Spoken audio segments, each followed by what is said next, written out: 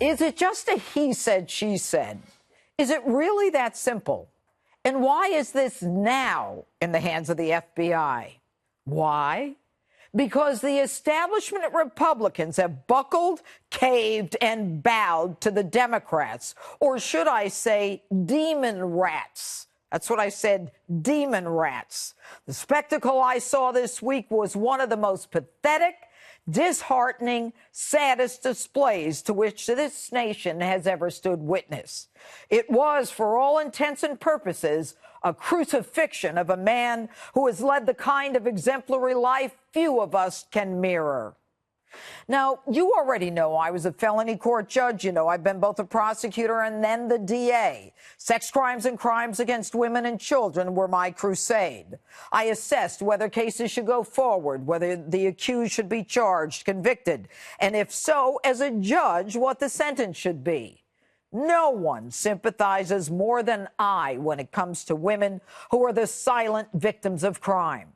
I created the first domestic violence unit in the nation, which was the Department of Justice pilot program. Christine Blasey Ford is a lovely lady who is credible, and I believe something happened to her.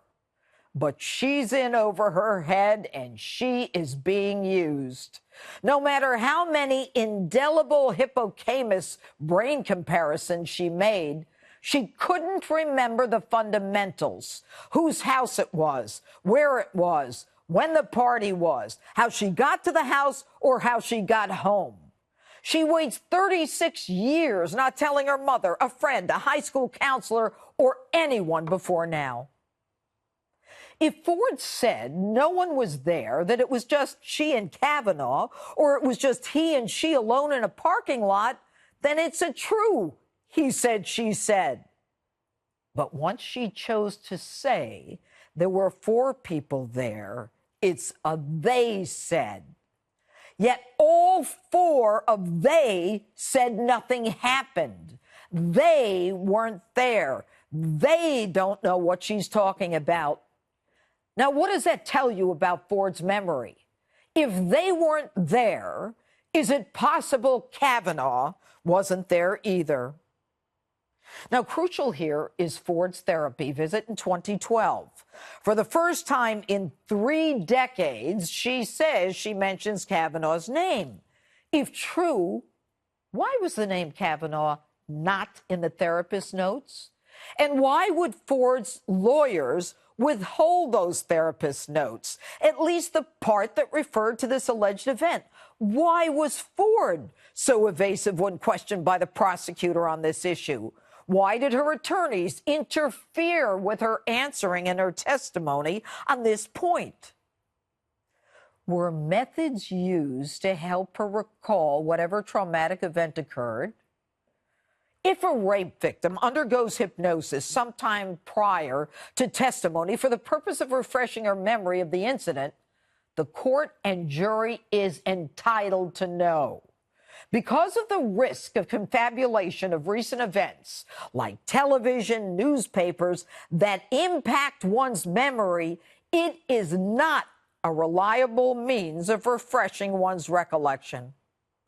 Ford's attorneys even said she was afraid to fly and had to drive across the country. Yet we now know she was never told the committee was willing to come to her. We find out she's not afraid to fly. The woman's flown all over the country and the world, the South Pacific and Hawaii. But move all of that out of the way. What we're really dealing with here is hypocrisy, not who's right and wrong, who's guilty, who's innocent. This is about people desperate to win at all costs. Take a man and his family down, no problem. It's the battle of the hypocrites. Now, Jeff Flake is the perfect example.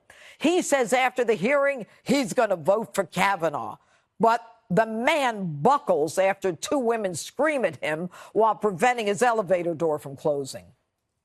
Look at me when I'm talking to you. You're telling me that my assault doesn't matter. That what happened to me doesn't matter. What happened to me doesn't matter? Of course it matters.